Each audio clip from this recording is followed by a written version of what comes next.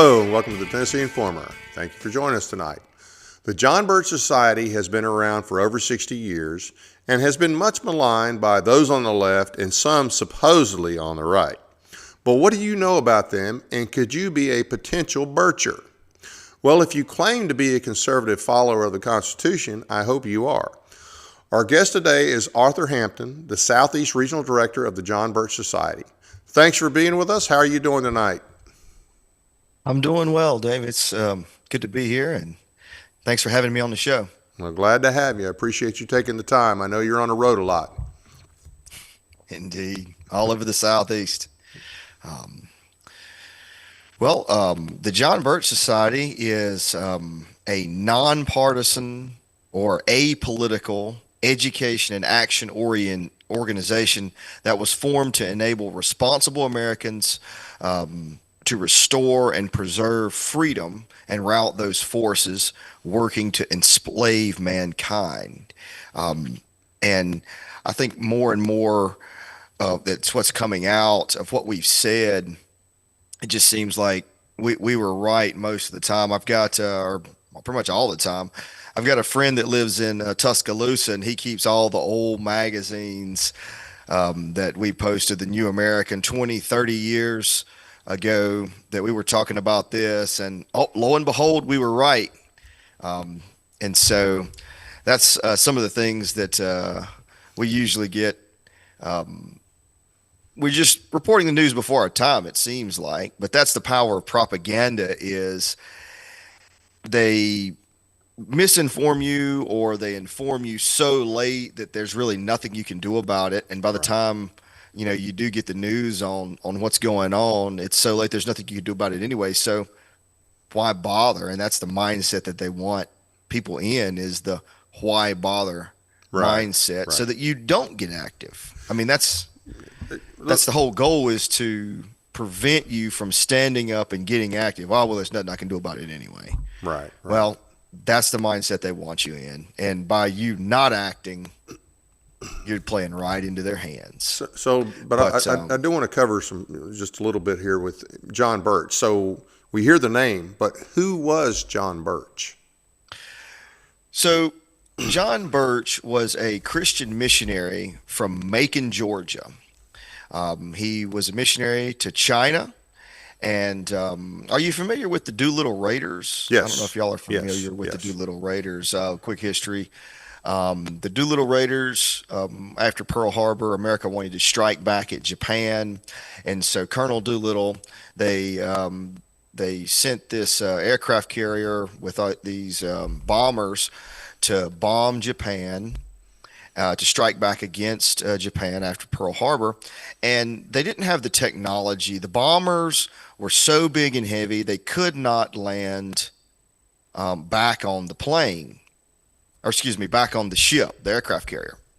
And so they decided, we're going to bomb Japan and then crash land in China. A plan to crash land, huh? Wow. One-way trip. Those were some brave men to do that. Now, in planning this mission, they I don't know who planned it, but you would think if the plan is to crash land in China, you would put some people in the plane that could speak Chinese. I mean, yeah, it might be a good idea. It might be a good idea. So, but they didn't. And that's kind of where the missionary, John Birch, comes in, is they crash land in China. They bomb Japan. They crash land in China. And they're trying to hide from the Japanese, and they're talking to these Chinese people, and these Chinese are like, I don't know English, but I know a guy. And so they introduce the Doolittle Raiders to John Birch, and he ultimately saves the lives of the Doolittle Raiders. And he did such a good job with keeping track of the enemy's movements that they give him a field commission. He was Captain John Birch, and he helped the war effort. He did such a good job as an intelligence officer keeping track of the movements of the enemy that 10 days after the end of World War II, that he was stopped at a checkpoint and murdered by the Chinese communists under Chairman Mao Zedong 10 days after World War II. Wow. And what we do today as the John Birch Society is we keep the legacy of Captain John Birch, the Christian missionary and martyr to China, by keeping track of the communist movements and the deep state movements today. And, when you're dealing with politics, when you're dealing with all these different issues, you have to understand the angle that anybody says anything. Once you understand the angle of what somebody says or their goals, then you can understand why they say what they say. For example, Bill Gates, he's been talking about population control for, 30 or 40 years. Right. Okay, that's his goal. Okay, he openly talks about it. That's not a theory because it's straight out of the horse's mouth. And quite frankly, at this point, it's not even a conspiracy, because a conspiracy requires two things. One is evil intent, and the second is secrecy. And right. He's openly telling us what he's going to do. So at this point, it's not even a conspiracy. Right. And then when he comes out with a vaccine, and they're giving it to little girls in Africa that's sterilizing them, you go, wait a minute. This product that you're producing is getting you to your goal. Yeah. That is population reduction, or population, whatever you want to talk about, or whatever you want to term it. So I was born at night, but I wasn't born last night. And so there's something going on here. Your product is getting you to your goal. Right. That's kind of strange. Well, it's not strange at all. That's his goal. And so understanding that, and they control all of the media, all the what I guess they term legacy media now. Right. Well, and they so have you for don't years. hear about that. Well, but let me ask you this: as far as the John Birch Society, who was it that started it originally? Now, that was Robert Welch. So he was basically a genius. He was reading at age 2. He memorized all the multiplication tables at age 4. He did algebra at 6 years old. He was basically a boy genius. He entered high school at age 10, enrolled in college at 12, entered into the Naval Academy at age 13. He attended Harvard Law School for 2.5 years. You're talking about a prodigy. Wow. And what he did was he saw what they did to Joe McCarthy, because McCarthy, he tried to fight the communists up front. And what he didn't know was they were already so ingrained by this time that he didn't realize it. And Right. So when he tried to go up front, he was an Irishman fighting Irish. He wanted to, fight them up front. And they basically just through their control of the media, just defaced him and made him out to be this crazy guy that's a drunk. Well, General Marshall called him out. Yeah. What do we know about Marshall? I mean, was that just really his opinion of McCarthy, or was he a bad actor? Do we know anything about that? I had somebody on the show the other night, and I asked that, and he said he did not know. But I was just curious if you'd ever heard anything about Marshall. At the very least, he was probably on someone's payroll. At the very least. Based on what? I can give you the stuff, but I don't have that at my fingertips right now. Okay. So one of the many. And Robert Welch saw this. And what he said was, well, that didn't work. What Joe McCarthy didn't work. So what we're going to do is we're going to take a step back. He said, we're not going to do it through parties, because the hoops that they make you jump through to become a party, they can control you. So what we're going to do is we're going to take a step back. We're going to be apolitical, and we're going to educate the populace On the issues. now, on the issues at hand. Now, that's a hard sell, because you don't see the results up front. Right. Okay, when you get somebody elected, You see the results. They get elected, they get in power, and but the problem is, And they usually disappoint, it, but that's beside the point. well, well, yes, because they don't know the Constitution, and they don't. That you walk into a snake pit, Yeah. and when you get a promotion from used car salesman, you become a lobbyist. And these people are the smoothest talkers that you can ever imagine. I mean, I told one lady, you keep your forked tongue behind your teeth. Just don't even talk to me. And basically what it is the biblical principle of taking counsel from the wicked. That's what they're doing. Right. It's best just not even to entertain it. In Eve's first mistake was she was talking to the serpent. Don't even talk to him. You know they're evil. Don't even engage them. It's like talking to the salesman. The longer you stand there, the more likely you are to buy the product. You know the product's garbage. Don't even talk to them. Well, but Okay? now sometimes these lobbyists might be from organizations that these people don't realize are bad organizations, and maybe they're supported by a lot of their constituents or whatever. I'll give you a perfect example.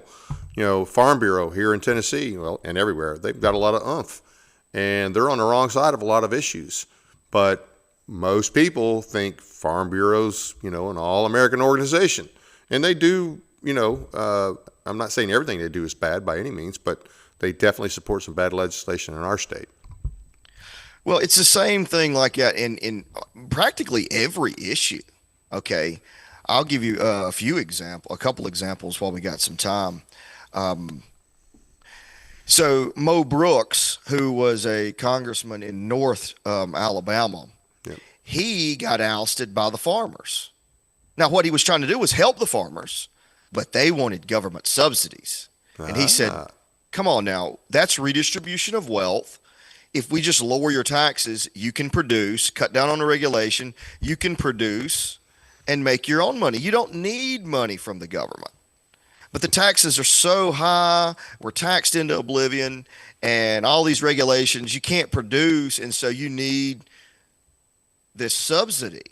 I mean, that's all it is. right. And I've been to every state from North and South Carolina all the way. This is my territory. North and South Carolina to Texas, Kentucky to Miami, Florida. And I've been to many state houses: Atlanta, Nashville, Montgomery, Columbia, South Carolina, Raleigh, North Carolina. And it's basically all the same. Really, it is. And this is a coordinated effort because all of the bills come up around, all the bad bills come up Yep. around the same time, and it's basically the same bill, just with the trimmings. It's the same cake. You got different trimmings here and there. It's different. The icing's a little bit different, but it's basically the bones of it's the same. A lot of them come from ALEC, And right? From ALEC. well, it depends on the organization. I mean, I was in Atlanta. And it turns out that it's every single state house. The last 2 or 3 weeks that the session is still going, you'll see 4,000 bills. 4,000. And that's one state house. Right. And it's in every state house. They're just pushing and pushing and pushing through. It's designed to where one person cannot keep track of it all. Right. Now, I like Ron Paul's philosophy. I'm gonna vote no until I get to read the bill at least. Right. Right. If we had all that mentality, we'd be doing well. I mean, if you voted no every time, you'd be right like 96% of the time anyway. Pretty much. So, but I forgot where we were going. Well, let me ask you. Go ahead. Go ahead. One more thing. Every single state has a pro-life organization. Right. Okay. Most pro-life organizations perpetuate their own existence, I've heard that. even down to the women's clinics. The women's clinic is good. We got one here in Greenville, South Carolina, that's really good, but they send people to Columbia to perpetuate their own existence. They go down there and they advocate for, I'm pro-life, but I want all these exceptions, Right. all these things. Well, just say you're pro-abortion. I mean, just Right. Yeah. that you put so many qualifications on it that at that point it's the reverse of what you're saying. Now, what they do at the clinic is fine, but they send people to Columbia to oppose it. The biggest problem within the pro-life movement in the entire Southeast, I'd say all over America, really, except for your really blue states, is the pro-life establishment. And that's it. It's that way with pretty much every single issue. Right. Right. Yeah, I think the right to life, they've hurt themselves here in Tennessee for sure. Let me ask you this: I know there's not just one topic, and of course you guys are overall opposing communism / any kind of tyrannical government. What are some of the different topics that you guys focus on? So when you're fighting communism wants the totality of life. Yep. Okay. And you can't just pick one topic. It's an entire worldview. Okay. It's like, coming out of the Matrix, really. I think red pill is a good thing. G. Edward Griffin actually used to work for the John Birch Society. We paid him to write the book, The Creature from Jekyll Island. And I think that's very appropriate. What we want to do is we got all these branch issues. One of them is stopping the Constitutional Convention. We want to preserve the Constitution. Okay. Convention of the and States. I think I talked about that last time I was up there with you in Tennessee. Yeah. We got folks that say, "Oh, well, we want to change the Constitution, and that's going to solve all the world's problems," and that doesn't even really make any sense. What's wrong with our Constitution? They're not following it to begin with. I think that's the problem. They're not following it. Yeah, and people don't understand the other issue. Yeah. Another issue would be critical race theory in the schools. We appeal to, moms because of this issue. They care about their children. Critical race theory and informing people about that is a subclass of critical class theory. Now, I'm not going to give you, I got a whole lecture on this, right, but I'm going to give you the 30-second, boiled down version. Yep. Karl Marx wrote a book called The Communist Manifesto. The very first chapter, you pit the bourgeoisie against the proletariat. Okay, it's basically divide and conquer. Right. You get these two people fighting each other, and then you behind the scenes do whatever you want to do. It's kind of like the Hunger Games. The Capitol does whatever it wants to do because all the districts are fighting each other. The districts are not the enemy. It's the Capitol that's behind the scenes doing that. But you've basically directed your enemies to fight each other while you do whatever you want. Now, there was some Marxists that picked up on this critical class theory, started the Frankfurt School in Germany. Right. And they developed critical class theory further into critical race theory. Yep. And every single dictator of the 20th century has utilized this ideology. Hitler used textbook critical race theory to ostracize the Jews, to paint them in a bad light, to commit all the atrocities during World War II. Chairman Mao Zedong and the Chinese Communists, they utilized it to ostracize the Chinese capitalists. Mussolini used it. Stalin, Lenin, Trotsky, all of them. Every last Pol Pot, every last dictator of the 20th century has used this. It's step one. And that's the first chapter of the Communist Manifesto. And we're teaching it to our children in our schools. As this is a good thing. Oh, it's going to stop systemic racism. No, it creates racism. Yep. And that's what they like to do. They like to name things the opposite of what it really is. Well, that's just like pretty much any bill that comes out of D.C. Whatever that bill says it's intended to do, it's intended to do the opposite half the time. Absolutely. The most, I think the most funny one was what was it? The Affordable Care Act. Right. It was the most unaffordable bill there was. I mean, good night. But, and we had a recent in South Carolina. We had a recent bill passed last year. It was the heartbeat bill. You're not supposed to, kill a baby if you hear a heartbeat. But the problem is the bill has it's got the fox guarding the hen house. I mean, Planned Parenthood gets to decide whether there's a heartbeat or not.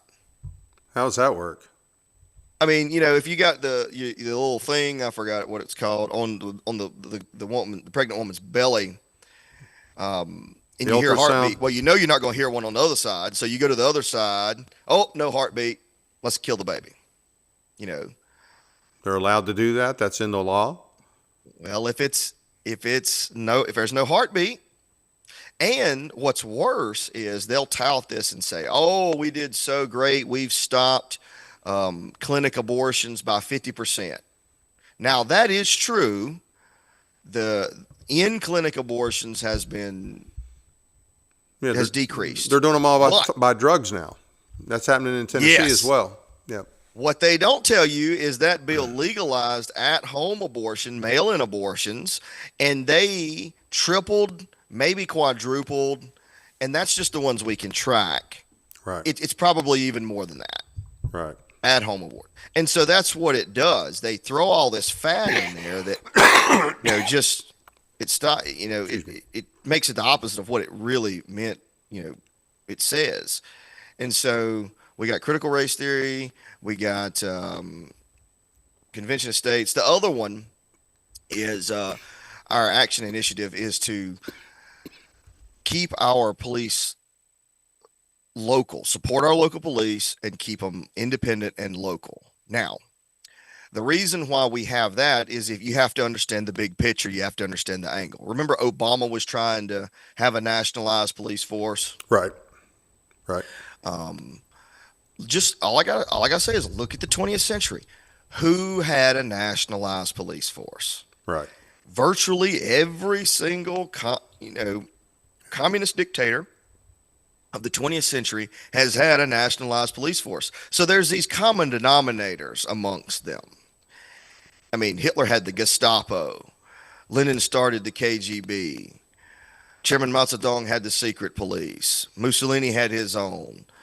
Castro had his own. I mean, you name it. They had their own organization. They had their own private police force that was not beholden to the people. It was beholden to them.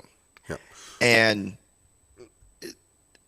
we need to stop that because the beauty of our government that our founding fathers gave us was a decentralization. Absolutely. Of power. And we've definitely centralized way too much power. And even on areas that are, totally unconstitutional, we've created all these categories of unconstitutional powers, or allowed them, I should say. And I mean, that's part of the reason our budget is the way it is. Most of that is for unconstitutional things. Agenda 21/2030, that's just another form or another avenue that the communist/socialist, globalist, whatever you want to call them, use, correct? Yes. It was originally Agenda 21, and that's why you had the pandemic in 2020, was to push for the Great Reset in 2021. And we were successful in stopping them, but these people are very patient. Oh, well, it's not going to happen in 2021. We'll push it to 2030. Right. And so I look to see some big thing happen in 2029. Right. And I don't know what it is. A lot of times what they like to do is foreshadow what they're going to do.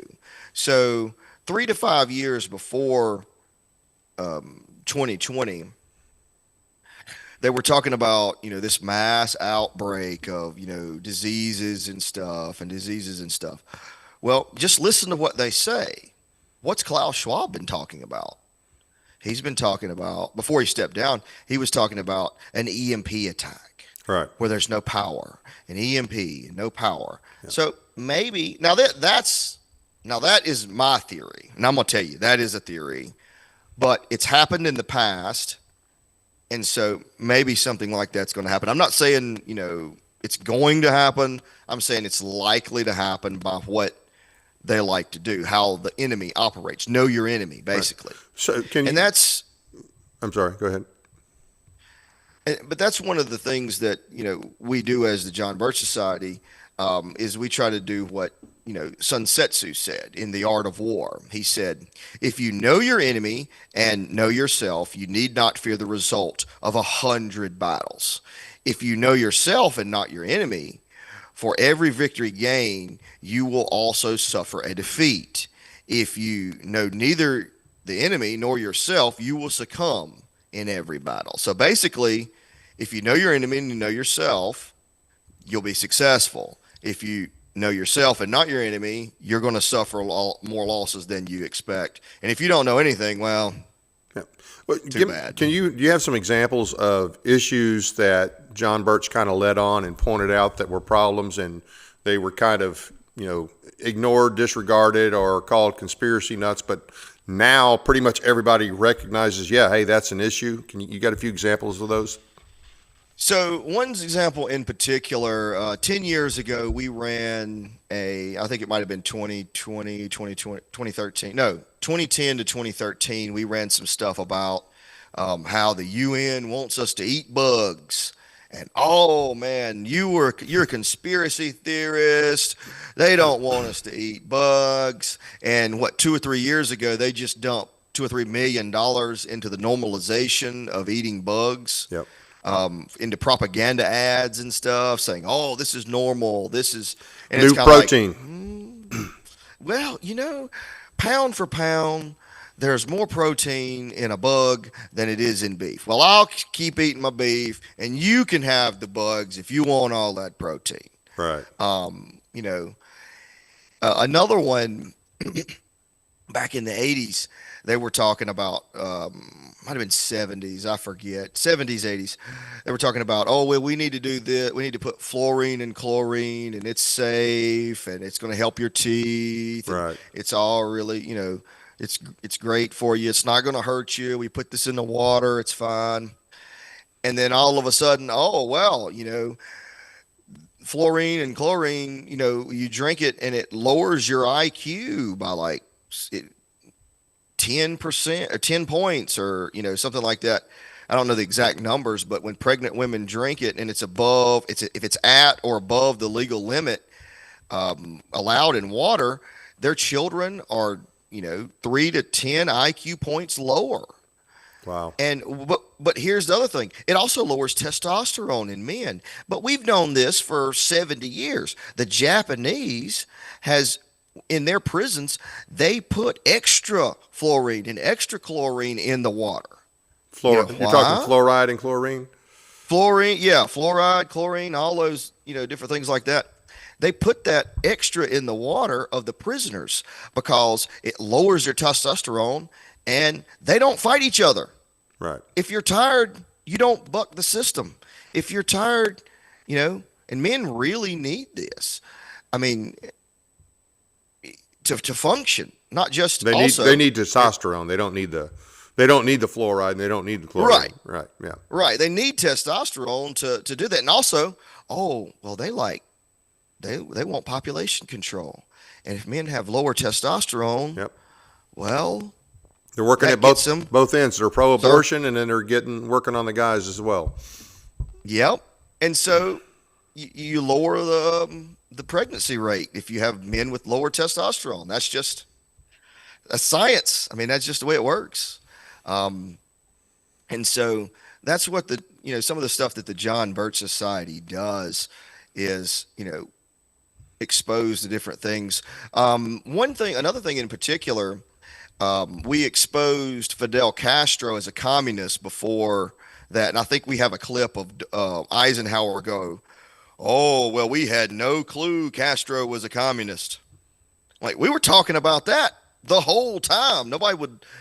He just wouldn't listen to us. We knew. Let me ask you this, and this may have been a little bit later after John Birch Society was established, but I know there was an issue between William F. Buckley of the National Review and the John Birch Society, where I think he basically called them extremists or bigots or whatever it was, whatever terminology. Do you know about that issue? Can you talk about that? Yes, and we have a book covering the history of that called William F. Buckley, a Pied Piper of the Establishment.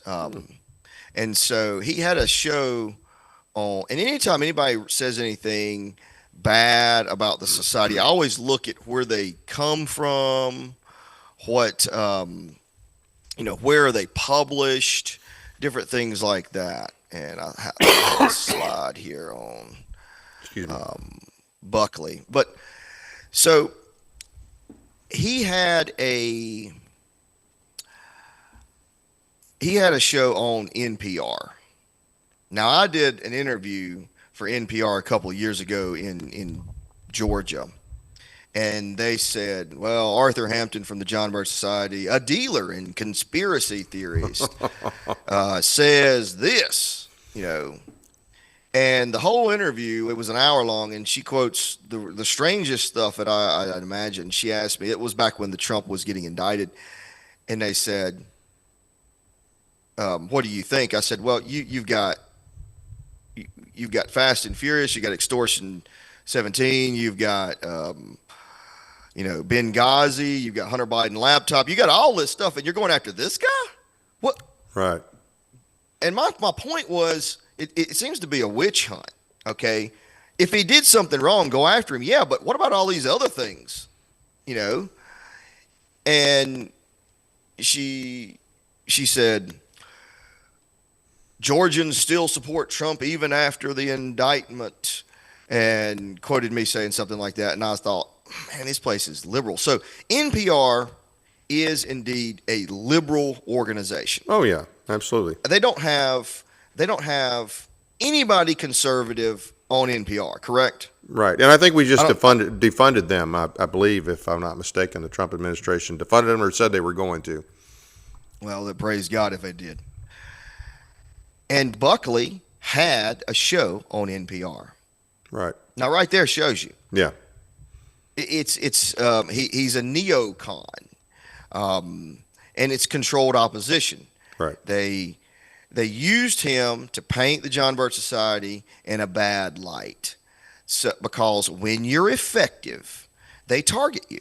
They do that in politics. They do that in sports. I mean, if you have a receiver in football that's catching it all the time, they double team him. They switch around the defense to try to stop him. They do the same in basketball. If you have someone that's hot, that's scoring a lot, they try to position their defense to try to stop them. It's the same thing in politics. It's the same thing with this. We were very effective in stopping the New World Order and the deep state and the communist agenda, and so they targeted us with William F. Buckley, painting us in a bad light and going, oh, they're right-wing extremists. Yeah. That was in the 60s or 70s, right? Mid to late 60s, early 70s? Yes. And people believed it. And but here's the thing. It was effective for a long time as well, because, I mean, I'm a member now, and I've known about the John Birch Society for a while, but for a long time, whenever I would, the subject came up, somebody would say, oh yeah, they're wackos. They're conspiracy theorists. They're this, they're that. And I'm like, well, okay, I'll check out and see what they say and see if I agree with you. But that was years after the fact. But you guys seem to be making some headway now, right? Oh, we're making a lot of headway. Since 2020, people have woken up. And the beauty of the John Birch Society is we deal with a lot of different things because they're pushing for a lot of different things. In a totalitarian government, you have to deal with every area of life. And so what I like to say, it's more of a worldview ideological thing. We want to cut the tree down at the root. We want to go after the people that are pushing for this agenda. We want to go after your Klaus Schwabs and and expose your Bill Gates and all these folks that are pushing for this stuff, instead of going after the issue. Yes, we want to deal with the issue, but if you cut the tree down at the root, all the branches come with it. Right. And it's not just a one-hit wonder issue. You got a lot of things. My fiance works for the Georgia Right to Life, who was actually disassociated from the National Right to Life for actually being pro-life. Go figure that. And she's all about stopping abortion. And I asked her, I said, okay, you stop abortion in Georgia, what then? what's next?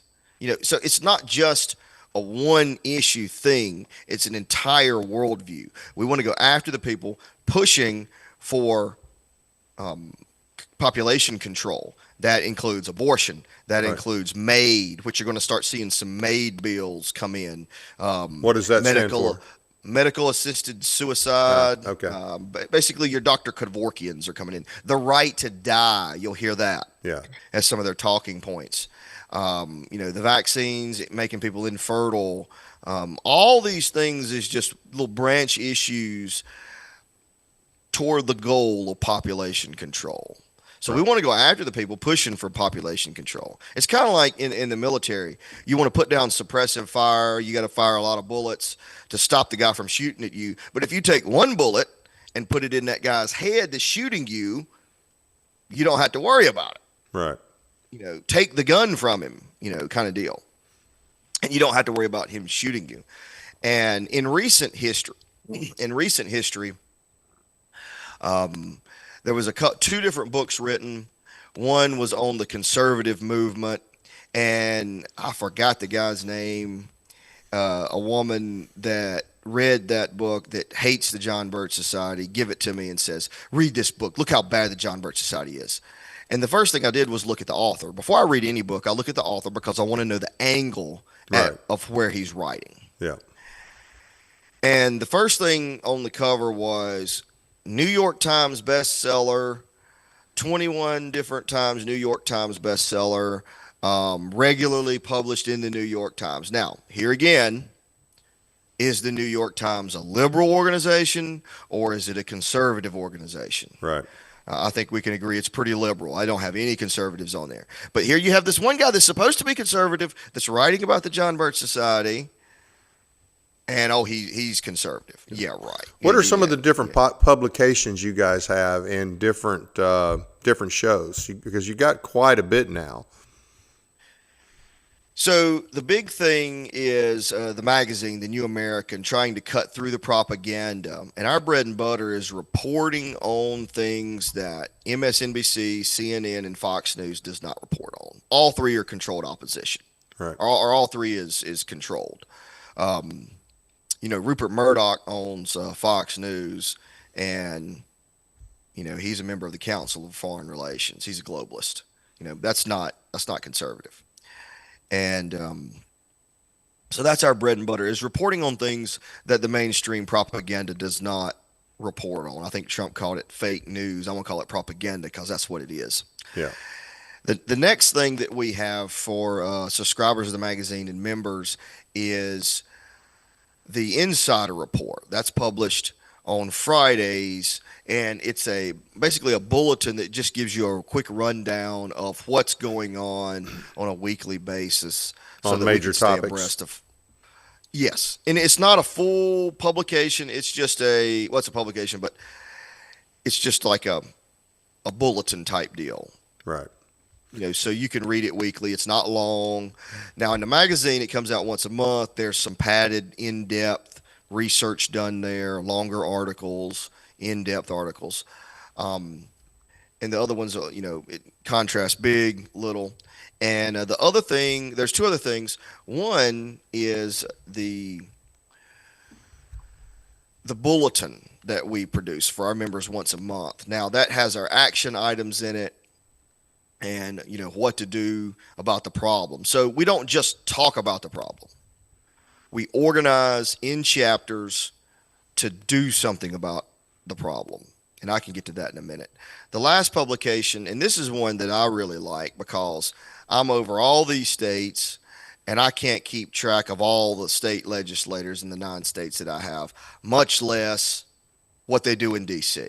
Right. And in every state, you got a Senate and you got a House of Representatives. So it's 2 things to track in every state. And then,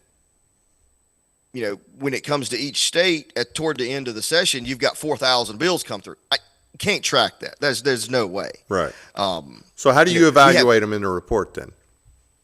So what we do is we have our scorecards, and you can go to thenewamerican.com, click on Freedom Index, and there to get the federal one, you click on the Congress.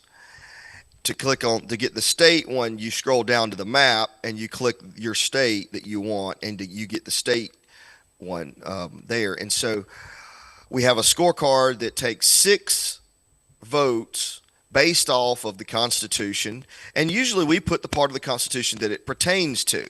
Only 6 So votes? they can well, we do 6 because there's a lot of things that they vote on that doesn't really pertain to big things, but we pick 6 big things because we put it in a format to where you can print these off and hand them out. Right. And as you're handing things out, people will look at a few votes, but if you have one that has 20 or 30 votes on it, people are not going to look at it. Gotcha. And so that's the format, that one of the tools that we provide for our members is we put it in a format that you can print it out to make people aware and educate people on how they vote. This is a very effective tool. Because I was just speaking in Bremen, Georgia, and they were talking about how conservative their legislator was, right. and yada yada yada. One of them was give me one second, Tyler Paul Smith, okay, and they were saying, he's so conservative, and the other one is Timothy Bearden. Okay, Timothy's so conservative, and I said, really, he's conservative? So I hand him the scorecard at the GOP meeting. I go, if he's so conservative, why did he vote for subsidies for private schools and homeschooling? Right. He voted for subsidies for that. Yeah, they call it school choice, but we already have school choice. It's really funding private schools and homeschooling. Right. But if you're a private school and you take public funds, you ain't private anymore. Right. Yeah. We got that thing going on here. It's going on everywhere. Yes, and that's one of the issues is they push it. It's a coordinated effort because it's going on in every state. Right. And he looks at it and he goes, he didn't vote for that. I said, yes, he did. And he looks down and he goes, he did vote for that. Why did he vote for that? I said, don't ask me that question. He's your representative. You go talk to him and you ask him, why did you vote for this? That's a legitimate question. You're supposed to be representing me, and I don't want subsidies for private schools and homeschools because it's a backhanded way to take control of it, or they jerk the money out from under you. Right. The other one is the thing that I talked on, SR 23 in Georgia. Under the guise of term limits, and we can talk about term limits, that's really bad. They want to call an Article 5 convention to open the whole Constitution up to change it. Yeah. And there was term limits in the Articles of Confederation, and our founding fathers lived under term limits, and they realized, hey, this is really bad because it takes the accountability away from the constituents. If you're already on your way out, term limited, there's no accountability. Yeah. It's like putting in your 2 weeks notice. What are you going to do? Vote for someone else? Yeah. I'm already on my way out. I'm going to vote the way I want to vote. And the voting records do go straight into the toilet. And so he voted to change the U.S. Constitution. And the people, when I told those people that, they were appalled because you had a bunch of veterans in there. Right. And I myself was a captain in the Army. And we all swore the same oath to defend the Constitution against all enemies, foreign and domestic. And here, your legislator is voting to change the very thing that you swore an oath to defend? Yeah. That's a stab in the back. And so it's all these false solutions that we want to point out that aren't really solutions. Let me ask you this. How is the way you guys evaluate your legislative report different than, let's say, Heritage or one of those other supposedly conservative organizations? So Heritage, for the most part, is a good organization. I do question some of their stuff because they took a little bit of money from Convention of States, and so now they're on board with calling for an Article 5 convention to change the Constitution. They got a pretty good class on the Constitution, but then they want to change it. That doesn't make any sense to me. And it's the same thing we talked about earlier about the pro-life movement, the same thing we talked about perpetuating their own existence. You have this Constitution course, and it's pretty good for the most part, but there's a fly in the ointment. Rick Green has another Constitution course, biblical citizenship, or what does he call it? Patriot Academy, and the fly in the ointment there. And I had one person tell me that didn't know what it was, and when I told them, hey, it's pretty bad. Now, for the most part, it's good, but at the end, it's pretty bad. What's bad about it? Tells me, oh, he wants to call for an Article 5 convention, and the last session, let me quote the woman that saw this. She said, it sounded like an infomercial for Article 5. I said, yeah, because it was an infomercial. They funded the production of this Constitution course, and then at the end, they want to change it. It's kind of like, what? Why did you just teach the Constitution if you want to change it? Right. It's and if they're not paying attention to the Constitution now, why does anybody think if they amend it they will pay attention to it? The bottom line is the people and the states, primarily the people through the states, have to hold them accountable, and that's a challenge with all the federal money. All the tax dollars that the federal government bribes our states with. And that's one of the big problems we have. Absolutely. Absolutely. And so this is some of the tools that we use to provide members with so they can be effective. Now, we are an action-oriented society. What we want to do is start chapters. And Robert Welch, our founder, wanted it to be personal. Do it in your home. Right. Kind of like the first century church. They met in homes, small cells, meeting in homes, discipling the nations, teaching them to observe what God commanded or Christ commanded. So our format is very similar. Now, we do meet in other places. Chapters do meet in other places, civic centers, right. Libraries, restaurants. So how would you start up a chapter if you wanted to start one in your area? So what I would do is first thing I would do is go to jbs.org. There's a Get Involved, Act Now button. Click on that and fill out. First, you got to join, and then there's a button where you click Start a Chapter, and it'll get you in contact with your local coordinator, state coordinator over that, and they can guide you to starting one. But I'll give you what I try to do with chapters to begin with. So first you got to find a leader, or a leadership team to get it going, and just become effective on the local level. Right. So just on the local level, there's a ton of things to go to that one person cannot get involved with completely and have a life. You've got city council, county council, school board, zoning and planning, legislative delegation, economic development, GOP meetings, Democratic Party meetings, Libertarian Party, all these different things that meet usually once a month. And they're legislating. Right. Most of them are legislating. And they're going, and they're going, and they're going. And, we're too busy, talking about, the Tennessee Vols, or, I'm here in South Carolina, go Gamecocks. We're so distracted that all these people are legislating, and they're raising taxes, and we don't see it till we get our tax bill and go, that's more than last time. Wonder what happened.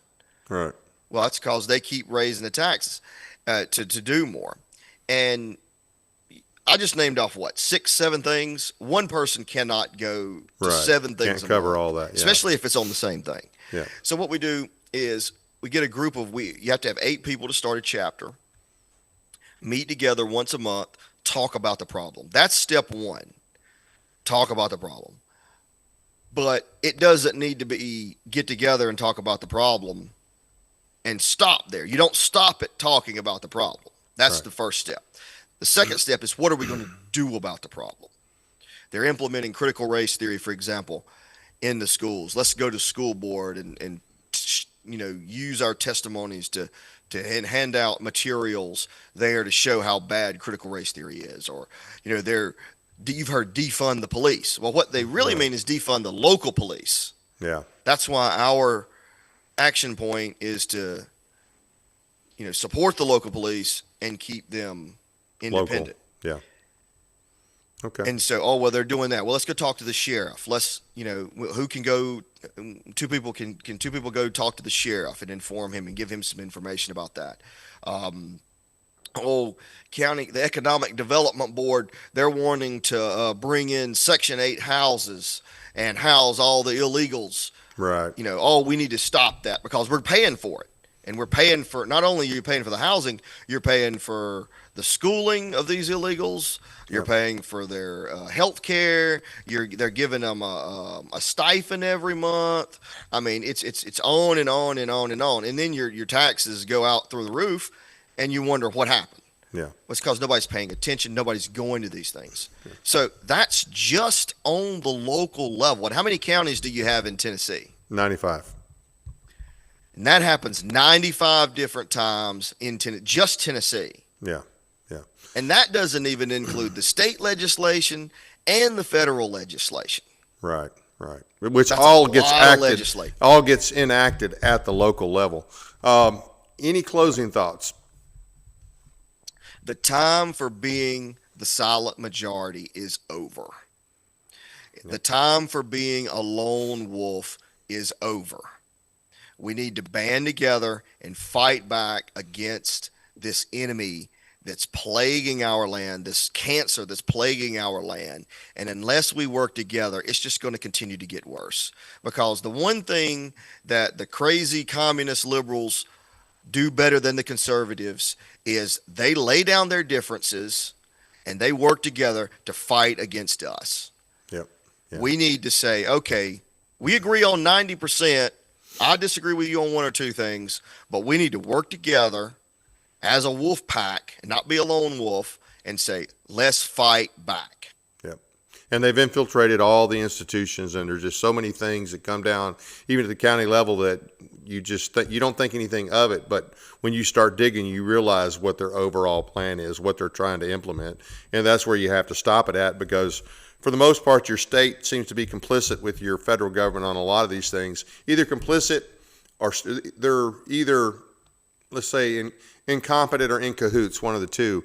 And then it gets down to your local level. Once it gets down to the local level, if somebody doesn't throw up a red flag and do something, then it's going to happen. And so the local level, which I've been guilty of, I don't pay as much attention to that as I do the state. That's where I pay a lot of attention to, is the state. But the local level is important too, because that's where it's ultimately going to happen at. So jbs.org is the website.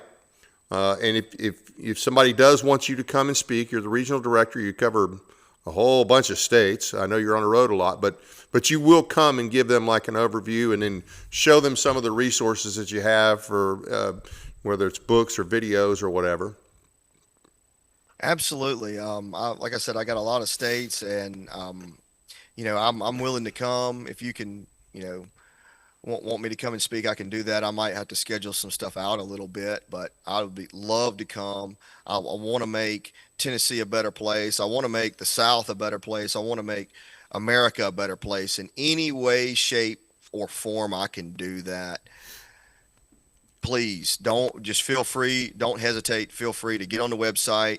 Go to contact my local coordinator. That's how you can get my contact information. And, consulting people to get active and to do things that are effective. I love doing that because I'm one person. I can't be everywhere, but I can help you where you are be effective. Absolutely. Well, hey, thank you for being with us, and thank you for all you do. I want to thank the audience for taking the time to watch our program tonight. It doesn't cost anything to subscribe, so please be sure to hit the like and subscribe buttons as well as the notification bell. Make sure you never miss an episode. We appreciate your support. Thanks again to Jonathan and Mary for their financial support from July through October. You guys are great, and we really appreciate it. Check out our audio podcast on iHeartRadio, Spotify, and other platforms as well. Sign up for our weekly newsletter at our website, tninformer.com. Find and follow us on Facebook and Twitter. A few announcements here. The Stewart County Sons of Confederate Veterans will host Gene Andrews on October 14th, 7 p.m. That's tomorrow night at the Stewart County Visitor Center for a discussion on Nathan Bedford Forrest and the true story of the so-called Fort Pillow Massacre. The Henry County GOP will host a meet and greet for Monty Fritz, who's running for governor, on October 23rd, 6 p.m. at Tom's Pizza, 2501 Eastwood Street. Arrive early, please, if you intend to eat. The Stewart County GOP will host a meet and greet for Monty Fritz, October 30th, 6:30 p.m. at the Stewart County Visitor Center. If you haven't heard Monty speak, you need to get out and hear him. Next Monday, October 20th, Kathy Henners and Pastor Stuart Reynolds of England will join us to discuss how Islam has destroyed England and the rights of the citizens with the help of the government, and how to keep that from happening here in Tennessee. Our second show next week, investigator Mike Elam joins us to tell us the ugly truth about Buford Pusser of Walking Tall fame. Hope you can join us. That's it for now. Good night from Paris, Tennessee, that is.